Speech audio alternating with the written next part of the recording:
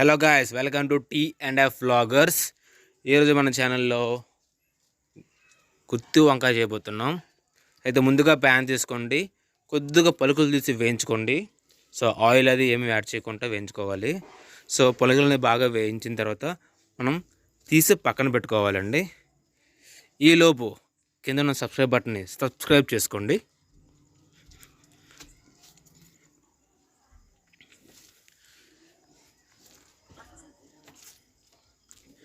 So పలుకులు సపరేట్గా తీసుకున్న తర్వాత మళ్ళీ అదే ప్యాన్లో కొద్దిగా ఆయిల్ వేసుకున్నాను.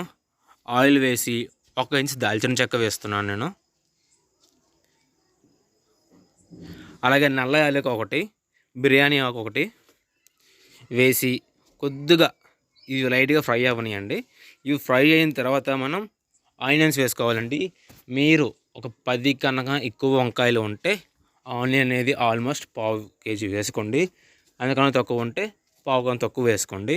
అది మీరు గ్రేవీ క్వాంటిటీ బట్టి వేసుకోవాలి. నేను సుమారు 1/2 kg ఆనియన్స్ వేసాను నేను. సో మనం ఆనియన్స్ అనేది పేస్ట్ చేయాలి కాబట్టి ఆనియన్స్ అనేది వేయించుకోవాలి బాగానా.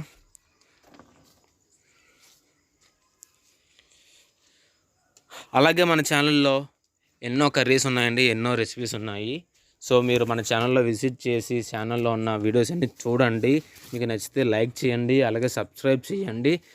మన ఛానల్ని వేరే వాళ్ళకి చూడమని రికమెండ్ చేసి షేర్ చేయండి. అలాగే మన వీడియోస్ బాగున్నాయా లేదా అనేది మీరు కామెంట్ సెక్షన్లో తప్పకుండా కామెంట్ చేసి చెప్పండి.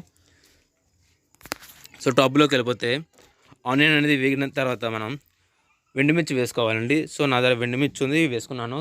కాజు అనేవాళ్ళు కారం కూడా వేసుకోవచ్చు.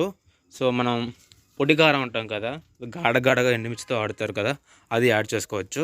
అవి వేసిన తర్వాత పక్క 2 చిన్న సైజ్ టమాటాలు వేసుకొని టమాటాలో పచ్చిదనం పోయేంత వరకు మనం మగ్గించుకొని వేయించుకోవాలండి.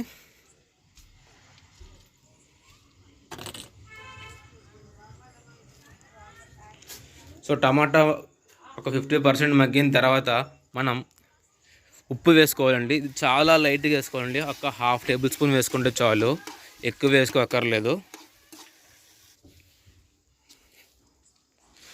సో మనం దీన్ని బయటికి తీసి చల్లార్చుకొని ఇందాక వేయించుకున్న పలుకులు ఇది కలిపి మనం మిక్సీ పట్టించుకొని ఫైన్గా కానీ లేదా గాఢగా కానీ మనం పేస్ట్గా చేసుకోవాలండి.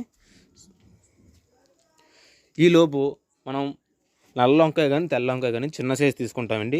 తీసి ఉప్పు నీటిల్లో ఒక 10 నిమిషాలు 4 భాగాలుగా కోసి ఉప్పు నీటిలో మనం ఉంచాలండి. సో ఏదైనా బ్యాక్టీరియా ఉన్న పుచ్చులు ఉన్న పోతాయి అనేసి. సో ఇప్పుడు వంకాయలో మనం మనం పేస్ట్ చేసిన ఆనియన్ పేస్ట్ని మనం ఇలాగా సెట్ చేసుకొని పెట్టుకోవాలండి. మనం ఇప్పుడు ఇందాక మనం ఫ్రై చేసిన ప్యాన్ తీసుకున్నామండి, అందులో ఆయిల్ వేసాము. ఆయిల్ వేసి కొద్దిగా పోపు వేస్తున్నామండి.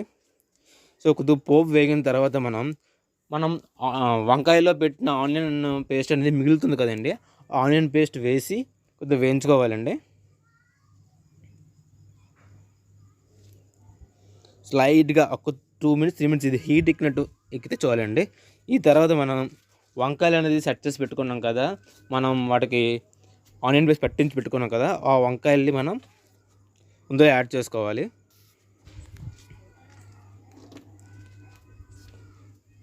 ఈలోపు నిమ్మకాయ సైజ్ అంత చింతపండు తీసి నీటిలో నానబెట్టి ఉంచండి. ఈలోపు మనకి ఈ కర్రీ అనేది హీట్ ఎక్కి కుకింగ్ అనేది అవుతూ ఉంటుంది. సో ఇది నేను మీడియం ఫ్లేమ్లో చేస్తున్నాను. మీరు ఎప్పుడైతే చింతపండు పులుపు వేస్తారో అప్పుడు హై ఫ్లేమ్లో పెట్టుకొని మూత పెట్టి కర్రీ అయిపోయినంత వరకు మనం చేసుకోవడమేనండి, బాయిల్ చేసుకోవడమే. సో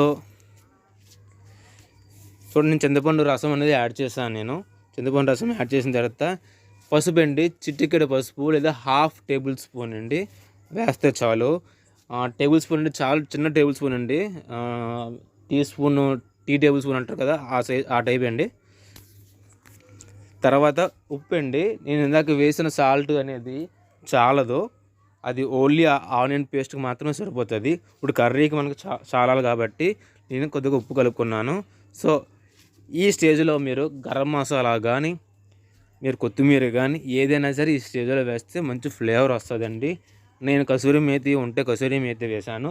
సో అది వీడియో అనేది అవ్వలేదు, రికార్డ్ అవ్వలేదు. సో అందుకే నేను చూపించలేకపోయాను. సో మీకు కనుక మన ఛానల్లో ఉన్న వీడియోస్ నచ్చినట్టయితే లైక్ చేయండి, షేర్ చేయండి, సబ్స్క్రైబ్ చేయండి.